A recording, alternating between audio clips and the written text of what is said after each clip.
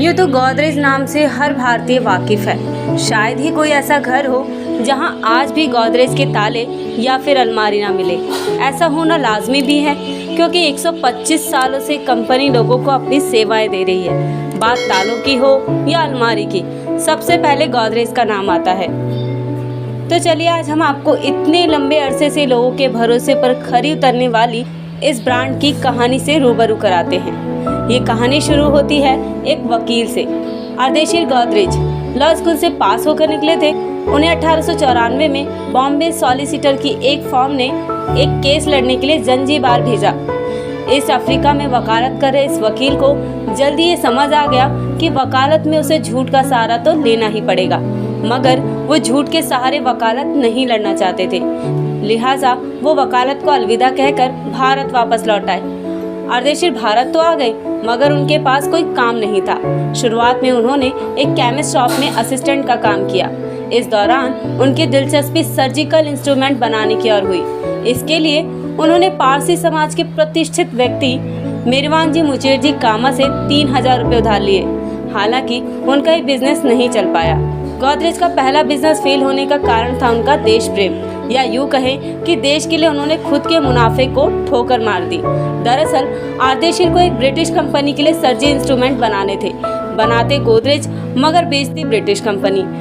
लेकिन पेच इस बात पर फंस गया कि इन औजारों पर स्टैम्प किसका लगेगा। गोदरेज चाहते थे कि इंस्ट्रूमेंट पर मेड इन इंडिया लिखा जाए, मगर अंग्रेज इस बात को तैयार नहीं थे, क्योंकि अंग्रेजों का मानना था कि मेड इन इंडिया लिख देने से प्रोडक्ट बिकेंगे नहीं।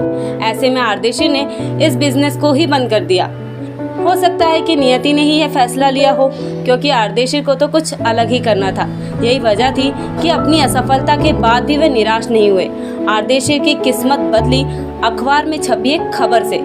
इस अखबार के मुताबिक बम्बई में चोरी की घटनाएं कुछ ज्यादा ही बढ़ रही थी। इस संबंध में उस समय बॉम्बे के पुलिस कमिश्नर ने लोगों से कहा कि सभी लोग अपने घर और दफ्तर की सुरक्षा बेहतर रखें। हालांकि ये सामान्य सी खबर थी, लेकिन आर्देशिर ने इसे बिजनेस के नजरिए से देखा और आपदा में अवसर खोजते हुए उन्हें ताला बनाने का आइडिया आया।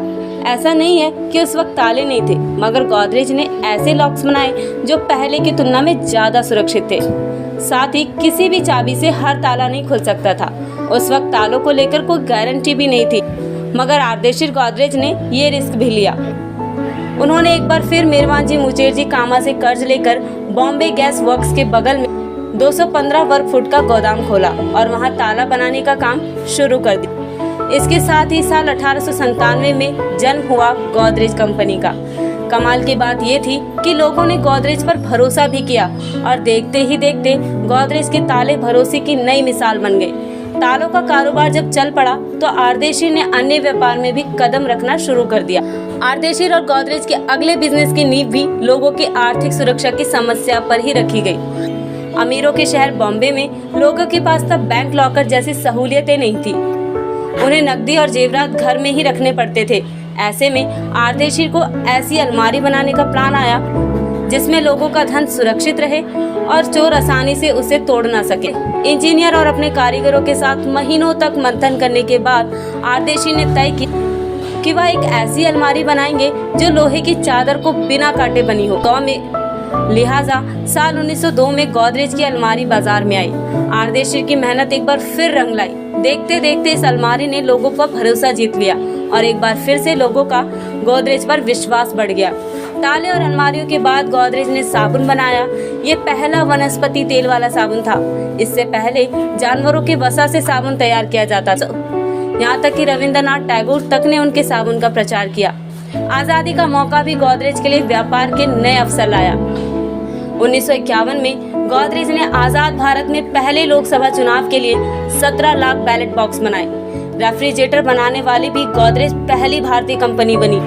फिर सन 1974 में गोदरेज ने liquid hair colour product launch किया। यही नहीं, 2008 में चंद्रयान 1 के लिए लॉन्च व्हीकल और ल्यूनर ऑर्बिट बना।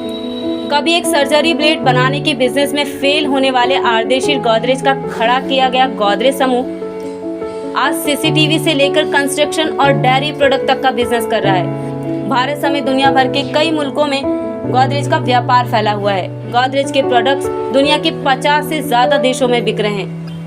तो ये थी गोदरेज की सक्सेस स्टोरी। आपको कैसी लगी हमें कमेंट करके ज़रूर बताएं। वीडियो को लाइक करें, शेयर करें और हमारे चैनल को सब्सक्राइब भी करें।